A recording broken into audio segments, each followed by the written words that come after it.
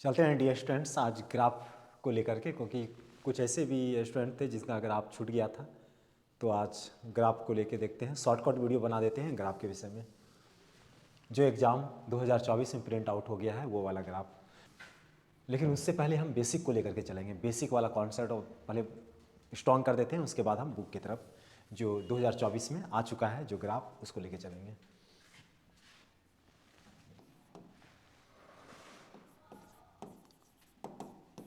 एक छोटा सा बेसिक देख लीजिए। पहले सबसे पहले मैंने इसका फॉर्म बताया था, जो चेहरा बताया था वो बताया था a x plus b y plus c बराबर 0। कम टाइम है, एग्जाम को देखते हुए जल्दी से फटाफट चलते हैं बेसिक में। A x plus b y plus c बराबर 0। यहाँ पे देखो एक्स का टर्म है, वाई का टर्म है और कांस्टेंट टर्म है, और इक्वल्स क्या होना चाहिए 0। अब जैसे आप लेते हो 2x plus 3y plus 6 equals 0, ये सब क्या है? स्ट्रेट लाइन का ग्राफ है। स्ट्रेट लाइन का ग्राफ है, सरल रेखा का ग्राफ है। तो यहाँ पे जब भी इस ग्राफ को आप देखोगे, 10th क्लास में 9th क्लास में पढ़ा होगा, इस तरह का कोई ना कोई स्ट्रेट लाइन होता था, इस तरह से आता था। इस तरह का ग्राफ कभी नहीं बनता था, स्ट्रेट लाइन का ग्राफ बनता था। तो यहाँ पे जैसे हम लिखते हैं x प्लस वाई प्लस 3 बराबर 0, इसी फॉर्म का है सब। 2x बराबर में मान लिया जाए 0 है, तो ये भी ग्राफ क्या है? इसी फॉर्म का है। यहाँ पे y नहीं है, तो इसका मतलब y के बगल में क्या रहा होगा? 0 रहा होगा। कांस्टेंट कुछ नहीं तो 0 ले लीजिए, बराबर में 0। देखो इसी फॉर्म का है, x का टर्म है, y का टर्म है और कांस्टेंट टर्म बराबर में 0। इसी का ग्राफ है, इसी का इक्वेशन है। अब यहाँ पे 3x प्लस हम ले लिए 2 बराबर में 0 ले लिए, तो 3x y नहीं है तो y के बगल में 0 रहा होगा, तभी तो इसको मल्टीप्लाई करेंगे 0 हो जाएगा। और यहाँ पे क्या है? प्लस 2 बराबर में 0। आप देखो यहाँ पे x का टर्म, y का टर्म और कांस्टेंट टर्म बराबर में क्या है? 0 है। तो ये सब इक्वेशन जब भी होता है वो स्ट्रेट लाइन का ग्राफ बनता है, सरल रेखा का ग्राफ बनता है।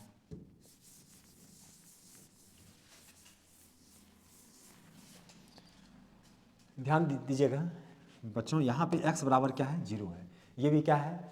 इसका जब भी ग्राफ होगा कोई ना कोई स्ट्रेट लाइन होगा। तो यहाँ पे आप देखो इसी फॉर्म का इक्वेशन है, x है, y नहीं है तो y के बगल में क्या है? 0, प्लस 0 बराबर 0 लिख सकते हैं, इसी फॉर्म का है। आप ऐसा भी कह सकते हो y बराबर 0, तो यहाँ पे देखो x का टर्म नहीं है तो x के बगल में 0 रहा होगा, y के बगल में कुछ नहीं तो 1 है ही यहाँ पे, और प्लस 0 बराबर 0 लिख सकते हो। ये भी क्या है? इसी फॉर्म का, ये स्ट्रेट लाइन है। तो ये सब जब भी इक्वेशन आएगा सब इसी का फॉर्म होता है, यानी कहिए तो सब इसी का रिजल्ट रहेगा, अलग अलग अपने अपने फॉर्म पे, अपने अपना अलग अलग चेहरा पे। यानी आप कह सकते हो स्ट्रेट लाइन का जितना भी इक्वेशन आता है सबका बाप यही है, और सब क्या रहता है? बच्चा बुतरू वाला सब रहता है, बच्चा बुतरू वाला सब इक्वेशन रहता है। यानी सबका बाप, सबका जो फादर है यही है। जैसे हम कहते हैं कि कभी x बराबर 2 बोल दे देते हैं, तो यहाँ पे y नहीं दिख रहा है तो बता दीजिए, तो y के बगल में क्या है? 0, 2 को इधर ट्रांसफर कर दीजिए, प्लस यहाँ ऐसे भी आप लिख सकते हो -2 बराबर में 0। तो ये भी क्या है? इसी का है फॉर्म। तो आपने यह इतना समझ गया। अब इसको समझते हुए आगे बढ़ते हैं तुरंत।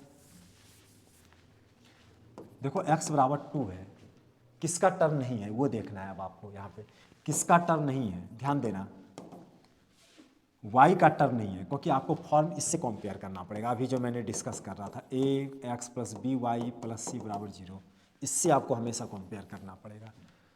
तो यहाँ पे x है, कांस्टेंट टर्म है, y का टर्म नहीं दिख रहा है, तो हमेशा याद रखो कि जिसका टर्म नहीं है ग्राफ उसी के पैरेलल, x के 2 डिस्टेंस पे x का 2 मेजर कर लो और इसके पैरेलल। y का टर्म नहीं है, y एक्सिस के पैरेलल होगा, यानी x बराबर आप 2 लिख दो। उसी तरह से हम लिख दें x बराबर -2 लिख दें, तो बताइए इधर पीछे चला जाएगा, -2 इसके पैरेलल हो जाएगा। x बराबर -2, ये किसका ग्राफ है? x बराबर -2 का। अब यहाँ पे ध्यान देना, x बराबर हम 3 ले लिए, तो 2 से आगे बढ़ेगा, यहाँ पे मान लेते हैं 3 है। और यहाँ पे देखो किसका टर्म नहीं है? x का टर्म है, कांस्टेंट टर्म है, इससे कंपेयर कीजिए। y का टर्म नहीं है, यानी y एक्सिस के क्या होगा? पैरेलल हो जाएगा लाइन, और ये किसका हो जाएगा? x बराबर 3 का हो जाएगा। स्ट्रेट लाइन होगा, सीधी रेखा होगा। तो आप देख सकते हो जिसका टर्म नहीं रहे ग्राफ उसी के पैरेलल होता है। अब चलते हैं y वाला, जैसे y बराबर 2 ले लिए, तो वाई एक्सिस में देखना है अब आपको, ये एक्स एक्सिस है, ये वाई एक्सिस। तो वाई एक्सिस में 2 चलना है, तो वाई एक्सिस में 2 चल दीजिए। यहाँ पे अंदाज से मान लीजिए किसका टर्म नहीं है, इससे कंपेयर करना है, क्योंकि बताए थे सबका बाप यही है, इसी से कंपेयर करना है। तो एक्स का टर्म नहीं है, तो एक्स एक्सिस के पैरेलल होगा, एक्स के 2, ये वाई के 2 डिस्टेंस पे। तो ये किसका ग्राफ हो गया, वाई बराबर 2 का। उसी तरह से वाई बराबर 3 हो गया, तो यहाँ से पास होगा। वाई बराबर -2 हो गया, तो वाई एक्सिस में -2 यहाँ पे मेजर कर लो, और इसको यहाँ से चलो, वाई बराबर -2। तो आपने देखा जिसका टर्म नहीं रहता है ग्राफ उसी के पैरेलल होता है, ग्राफ उसी के पैरेलल होता है। इस बात को माइंड में, जहन में याद रखना। और एक सबसे इंपॉर्टेंट बात था कि ये जो एक्स एक्सिस है और ये जो वाई एक्सिस है, आप हमेशा याद रखो कि एक्स एक्सिस वाई बराबर 0 का इक्वेशन होता है, वाई एक्सिस एक्स बराबर 0 का इक्वेशन होता है। अब कैसे, थोड़ा सा समझा के मैं बता देता हूँ कि मान लीजिए कि y बराबर या x बराबर, चलिए x बराबर मान लीजिए 2 है, x बराबर 1 है, x बराबर 0 है। आप देखो यहाँ पे सीधी रेखा लो, ये x एक्सिस है और ये y एक्सिस है। x एक्सिस में देखिए यहाँ पे 0 है, फिर क्या है 1 है, फिर क्या है 2 है, इसी तरह से आगे बढ़ते जाएगा।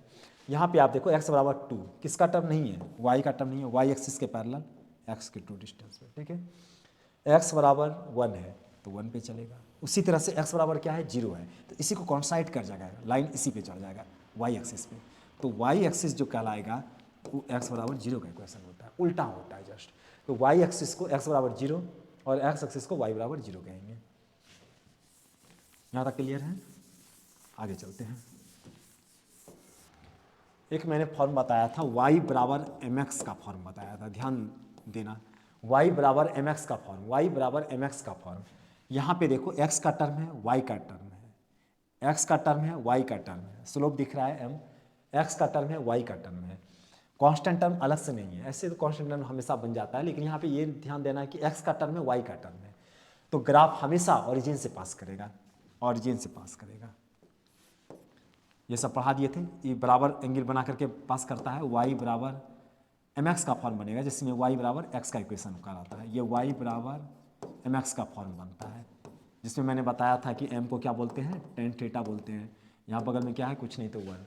टेन थीटा से कंपेयर करके निकालोगे 45 डिग्री, 45 डिग्री एंगल बना करके पास करेगा। ये सब स्पेशल वीडियो पहले बनाया हुआ है।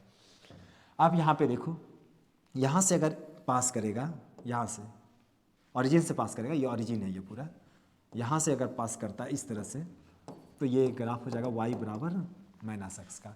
यानी फॉर्म जब भी बनेगा y बराबर mx का फॉर्म बनेगा। तो आपको समझ में आ गया, ये 2 लाइन अभी याद रखना, ये वाला जरूर याद रखना कि x का टर्म और y का टर्म दिखेगा, ग्राफ हमेशा ओरिजिन से पास करेगा, हमेशा ग्राफ ओरिजिन से पास करेगा। कब? जब x का टर्म और y का टर्म, यानी इस तरह का अगर फॉर्म, इस तरह का अगर चेहरा दिख जाए, तो ग्राफ हमेशा ओरिजिन से पास करेगा। ये बात आपको आ गई समझ में? तो एक बार फिर से देख लेते हैं। x बराबर 2 रहेगा, x बराबर -3 रहेगा, y बराबर 2 रहेगा, y बराबर -5 रहेगा। ये सब ग्राफ जब भी आएगा तो आप हमेशा याद रखना डियर स्टूडेंट्स कि x एक्सिस में हम जैसे 2 मेजर कर लेते हैं, यहाँ पे -3 मेजर कर लेते हैं, y एक्सिस में 2 देख लेते हैं, और y एक्सिस में -5 देख लेते हैं। तो किसका टर्म नहीं है? y का टर्म नहीं है, तो y एक्सिस के पैरेलल हो जाएगा, राइट। x बराबर -3 है, या -3 है, x एक्सिस में -3 यहाँ पे आ जाएगा। इसमें भी y का टर्म नहीं था, तो y एक्सिस के पैरेलल खींचे मैंने लाइन। y बराबर 2 है, x का टर्म नहीं है, तो x एक्सिस के पैरेलल हो जाएगा y के 2 डिस्टेंस पे। लाइन सीधा हमेशा रहेगा, ये जो लाइन रहेगा वो सीधा रहेगा। y बराबर क्या है, -5, तो -5 यहाँ ऐसे पास करेगा। तो आपको समझ में आ गया। मैंने फिर से एक बार इस बात को दोहराना चाह रहा हूँ कि आपको याद आ गया होगा, ये जो x एक्सिस है और ये जो y एक्सिस है, तो x एक्सिस हमेशा क्या हो, किसका इक्वेशन होता है, y बराबर 0 का। y एक्सिस हमेशा x बराबर 0 का इक्वेशन होता है। ये भी बात आपको याद है डियर स्टूडेंट्स। आगे चलते हैं। अब ध्यान देना अगला नेक्स्ट सेंटेंस पे। बुक के अनुसार एक बात पे ध्यान देना डियर स्टूडेंट्स कि जब x is greater than equal to zero रहता है, y is greater than equal to zero रहता है, हमेशा याद रखना ये हमेशा जब भी आएगा फर्स्ट क्वाड्रेंट यानी प्रथम घर में ये बनेगा, हमेशा प्रथम घर में जब भी ग्रेटर देन रहे, x is greater than zero, y is greater than zero रहेगा, हमेशा उसका ग्राफ फर्स्ट क्वाड्रेंट में प्रथम घर में बनेगा। यानी कभी सी एक्स एक्सिस वाई एक्सिस से ग्राफ जब भी बनेगा यहाँ पे बनेगा। जब भी ऐसा कंडीशन लिखा हुआ रहेगा तो ग्राफ हमेशा फर्स्ट क्वाड्रेंट में तैयार होगा, फर्स्ट क्वाड्रेंट में बनेगा, इस घर में बनेगा ग्राफ। तो हम लोग क्या करते हैं, ये जब भी रहता है फर्स्ट क्वाड्रेंट बोल देते हैं। चलते हैं अब हम बुक की तरफ, इतना सारा कॉन्सेप्ट क्लियर है, बुक की तरफ चलते हैं। अब चलते हैं ग्राफ यहाँ से स्टार्ट करते हैं। देखिए देखो यहाँ पे इस पर क्या कर रहा है, मैक्सिमाइज करने।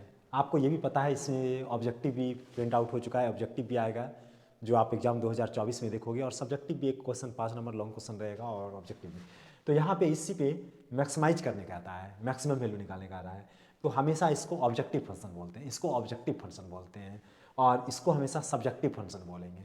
और इसका मीनिंग मैंने अभी तुरंत बताया था, इसको क्या बोलेंगे, फर्स्ट क्वाड्रेंट यानी प्रथम घर बोलेंगे इसको। आप एग्जाम में लिख सकते हो इसको फर्स्ट क्वाड्रेंट, प्रथम घर कहलाएगा ये, अभी मैंने थोड़ा डिस्कस किया था। तो सबसे पहले जब भी ग्राफ खींचते हैं तो पुट कर लेते हैं, पुट करना होता है, क्योंकि लाइन पता चलेगा तभी तो एरिया पता चलेगा कि मेरा ये वाला एरिया है या ये वाला एरिया है।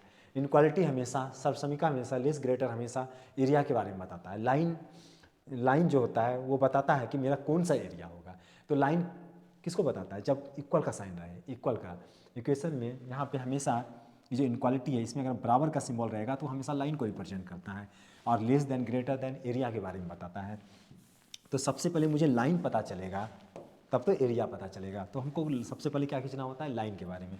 इसलिए हम लोग क्या करते हैं, पुट कर देते हैं। सबसे पहले इसको सब्जेक्ट को लेके चलेंगे, बराबर कर दी, इनक्वालिटी को हटा दिया, बराबर का सिंबल ले लिए, सब में ऐसे ही बनाते हैं सब ग्राफ में। अब यहाँ पे एक टेबल बना लीजिए, एक्स वाई।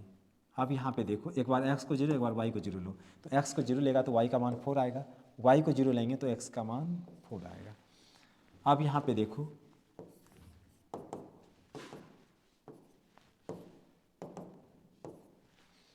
x क्या है, जीरो, तो y 4 है, x जीरो तो y 4, यहाँ पे मान लेते हैं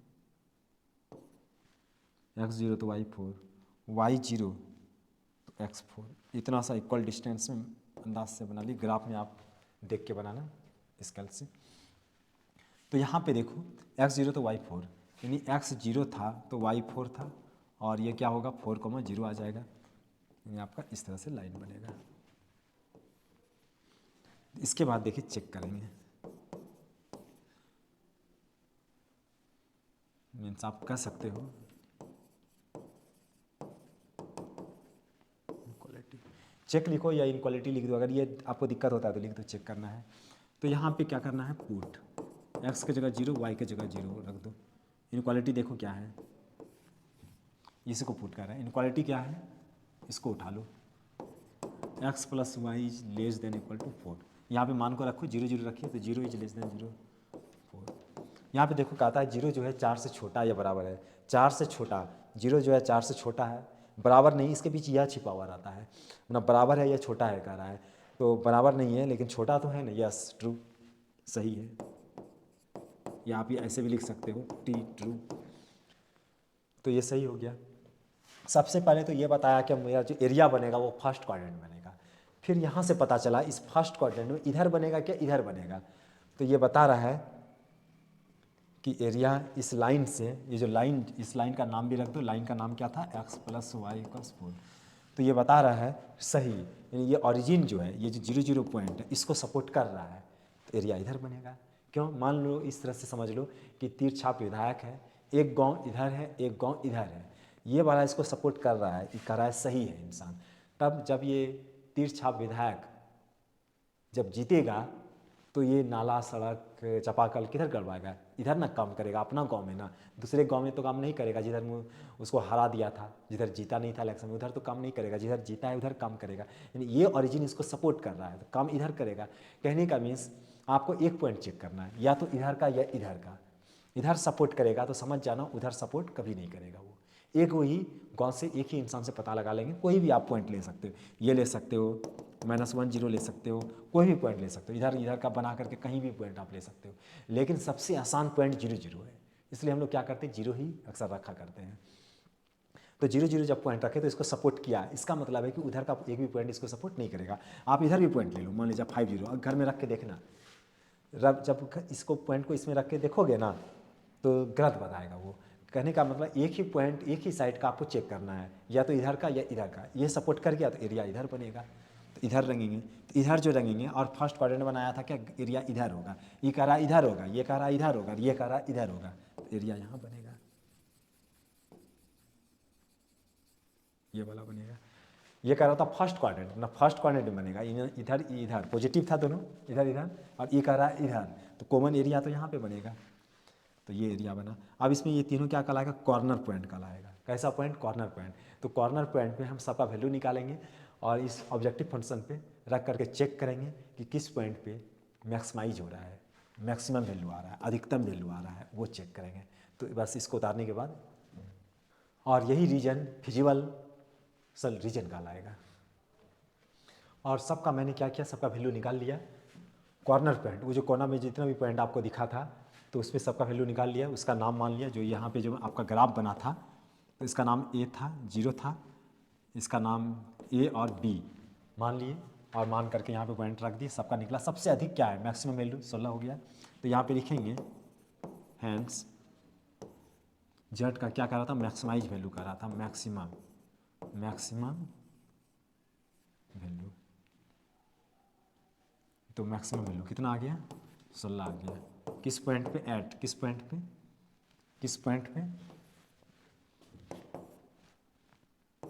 0,4 पे, ये इसका आंसर आएगा।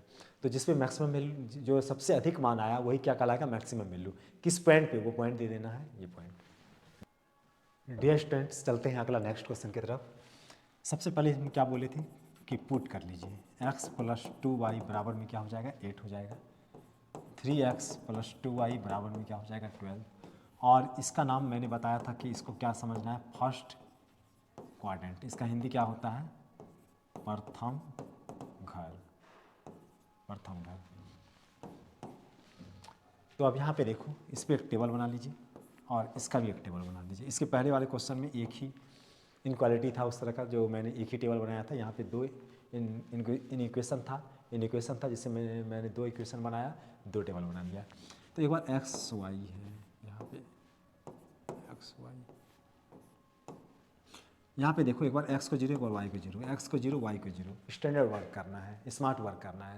एक बार x को 0 लेना है, एक बार y को 0 लेना है। तो x को जब 0 लिए तो y का मान बताइए, 4 हो जाएगा। और y को 0 लेंगे, y को जब 0 ले लेंगे तो x का मान 8 हो जाएगा। इसमें बताइए, x की जगह 0 रख लीजिए, तो ये तो खत्म हो गया, 2 छके 12, अच्छा हो गया। y का मान 0 ले लेंगे तो 3 चौक 12, 4 हो जाएगा। तो चलते हैं हम ग्राफ में। हम यहाँ पे मैंने बनाने के टाइम में क्या समझा कि फर्स्ट क्वाड्रेंट में एरिया बनेगा। तो ये वाला घर मैंने बड़ा बना दिया, अंदाज से बड़ा बनाया इसको, और ये सब इधर छोटा ले लिए, और भी छोटा ले सकते थे, और भी छोटा ले लीजिए, उससे कोई फर्क नहीं पड़ेगा, क्योंकि इधर ग्राफ नहीं बनेगा। ग्राफ जब भी बनेगा उधर बनेगा, इधर खाली लाइन पास होगा, उसके लिए ये रखा गया है, एरिया इधर बनेगा। इसलिए ये एरिया, ये जो फर्स्ट क्वाड्रेंट लिए वो अच्छा से लिए, बड़ा लिए। अब यहाँ पे देखो, x0 है तो y4, x0 तो y4 मान लेते हैं, यहाँ पे है 0,4, और यहाँ पे क्या है x8, यानी इसका डबल जाएगा यहाँ 8,0। अब इससे एक लाइन पास कर दीजिए, इस लाइन का नाम रख दीजिए x + 2y = 8। नाम हमेशा रखना लाइन का, भूलना नहीं। अब यहाँ पे x0 तो y6, x0 तो y6, थोड़ा सा ऊपर जाएगा 0,6। x4 है, इसका आधा आएगा, 4 है, 4,0 है, यानी यहाँ पे आएगा, ऐसे लाइन पास करेगा। तो इस लाइन का नाम मैं रख देता हूँ, क्या है, 3x + 2y = 12 है। तो यहाँ तक हो गया कंप्लीट। अब मुझे पता करना है कि एरिया यहाँ बनता है, यहाँ बनता है, यहाँ बनता है, यहाँ बनता है, किधर। ये तो पता है कि फर्स्ट क्वाड्रेंट बनेगा, लेकिन किस जगह बनेगा इसका पता लगाना है, इसका पता करना है। तो वो पता करने के लिए हमको चेक करना पड़ेगा। तो चलते हैं चेक करते हैं। चेक करने के लिए मैंने आपको बताया था सबसे आसान पॉइंट, देखिए ओरिजिन है ये 00 पॉइंट, आसान पॉइंट ओरिजिन है। और ये सब डिजिट अगल बगल का डिजिट और सब भी डिजिट रखेंगे तो कैलकुलेट करना पड़ेगा, थोड़ा सा गुना करके मल्टीप्लाई करके देखना पड़ेगा, लेकिन जीरो क्या है बहुत आसान है, इसे पॉइंट जीरो ही रखते हैं। एक्स की जगह जीरो, वाई की जगह जीरो। जो मैथ्स का जितना भी स्टूडेंट होता है वो ऐसा ही बनाता है। तो इसको रखने के लिए इस इनक्वालिटी को उठा लीजिए, पहले इसको उठा लीजिए, इसको उठा लीजिए और इसको भी उठाना है। तो यहाँ पे क्या है, x plus 2y is less than equal to 8 है। x की जगह जीरो, y की जगह जीरो रखिए, तो जीरो रखिए, माइंड में रख दो जीरो, यहाँ पे जीरो रखेगा, यहाँ पे भी जीरो रखोगे, जीरो से मल्टीप्लाई करेगा, यहाँ से zero, zero plus zero zero हो जाएगा। तो बताओ ये जीरो जो कहता है 8 से छोटा है, सच में छोटा है, बराबर नहीं है लेकिन छोटा तो है, सच बात है, सही है, सही है यानी ट्रू है। दूसरा लीजिए 3x plus 2y is less than equal to 12। Zero रखिए यहाँ पे, जीरो से multiply, zero zero plus zero करेंगे, जीरो प्लस यहाँ प्लस है, जीरो प्लस जीरो करेंगे, जीरो हो जाएगा, लेस देन इक्वल टू 12। तो जीरो जो है 12 से छोटा होता है, सही है। तो दोनों मैंने चेक कर लिया और दोनों सपोर्ट कर रहा है। ये जो है सबसे पहले देखो ये लाइन और ये लाइन, आप देखो यहाँ पे समझो ऐसे कि ये जो जगह है ये इसका है लेकिन इसका नहीं है, क्योंकि आगे समझना है। सबसे पहले तो एरिया जब भी बनेगा फर्स्ट क्वाड्रेंट में बनेगा, यहाँ पे समझना, एरिया जब भी बनेगा फर्स्ट क्वाड्रेंट में बनेगा। तो ये जो एरिया है इस लाइन का है लेकिन इस लाइन का नहीं है, इस लाइन का इधर है। तो इस लाइन ये जो जगह है इस दोनों का जगह है यानी कॉमन एरिया है, लेकिन ये जो है इसका है लेकिन इसका नहीं है। अब यहाँ पे देखो ये जो जगह है इसका है लेकिन इसका नहीं है, इस लाइन का नहीं है, इसका इधर है। लेकिन ये जो एरिया बनेगा इस तरह से बना देना है, रंग देना है। ये जो एरिया बनेगा इन्हें कह सकते हैं कि 10 गर्दा जैसे होता है, ये भी लाइन का है और इसका भी है, ये भी लाइन का है, ये भी, तो कॉमन एरिया तो इधर ही है, इधर नहीं जाएगा क्योंकि यहाँ का दिया फर्स्ट क्वाड्रेंट ही बता दिया है। तो जब भी बनेगा यहाँ बनेगा, तो यहाँ पे जो बनेगा तो ये सब जो कोना वाला जो पॉइंट होगा उसी को कॉर्नर पॉइंट बोलते हैं। एक पॉइंट ये कॉर्नर आ गया जिसको यहाँ पे ओरिजिन नाम मान लेते हैं। यहाँ पे इसका नाम ए मान लो या बी मान लो या सी मान लो, कुछ भी नाम मान सकते हो। ए मान ली और यहाँ पे हम मान लेते हैं बी, यहाँ पे मान लेते हैं सी मान लेते हैं। तो ये जो पॉइंट है इसको आपको निकालना पड़ेगा। ये पॉइंट कब निकलेगा, मैंने बताया था आपको, दो लाइन को अगर सॉल्व कर दीजिएगा तो ये पॉइंट आपको निकल जाएगा एक्स कोमा वाई। तो आप इस दोनों को सॉल्व करना पड़ेगा, सॉल्व करके निकालना पड़ेगा यहाँ पे पॉइंट, यहाँ पे पॉइंट। तो सब पॉइंट जब निकल जाएगा तो कॉर्नर पॉइंट निकाल लेंगे। और मुझे क्या कर रहा था, मिनिमम वैल्यू यानी छोटा से छोटा वैल्यू निकालने का रहा है। तो देखेंगे किस पॉइंट पे मिनिमाइज करता है। तो इसको उतारने के बाद चलते हैं डियर स्टूडेंट्स इस कॉर्नर पॉइंट पे। अब आप देखो यहाँ पे ये जो दोनों लाइन को मैंने सॉल्व कर लिया, यहाँ पे देखा गया है। इसको लिखना है, इस रफ वर्क को भी जिस पेज में आप कॉर्नर पॉइंट ये सब बनाओगे वहाँ पे साइड में रफ में आपको ये भी बना देना है एग्जाम हॉल में कि रफ, एक इक्वेशन ये था दूसरा इक्वेशन ये, मीन्स दो, एक लाइन ये था दूसरा लाइन ये था, दोनों को सॉल्व करना था। दोनों को सॉल्व मैंने किया जैसे 10th क्लास में आप सॉल्व करते थे। घटाने के बाद इसको कैंसिल कर दिया और x का मान कितना आया 2 और y का मान कितना आ गया 3। तो ये आ गया दोनों लाइन का को जब इंटरसेक्ट किया तो ये पॉइंट आपको निकल गया 2,3 इसको भी मान लिए थे। तो यहाँ पे मैंने क्या किया, सबका मान रखा और रखने के बाद निकाला। मुझे क्या करना था, मिनिमम वैल्यू निकालना था, मिनिमम वैल्यू। तो सबसे छोटा वैल्यू क्या आ गया, -12 आ गया। तो आप लिखेंगे हैंस या देयरफॉर जेड का कैसा value, minimum value, minimum value चाहिए। तो मिनिमम वैल्यू कितना है -12। ऐड का मतलब किस पॉइंट पर आया, इधर जगह नहीं है, इधर में लिख देते हैं किस पॉइंट पे आया, ए 4,0। कोई ऐसे भी लिख सकता है कि x बराबर 4 और y बराबर 0, ऐसे भी लिखेगा या ऐसे भी लिख सकते हो। तो यही आपका रिजल्ट आया। चलते हैं अगले नेक्स्ट सवाल पे फिर।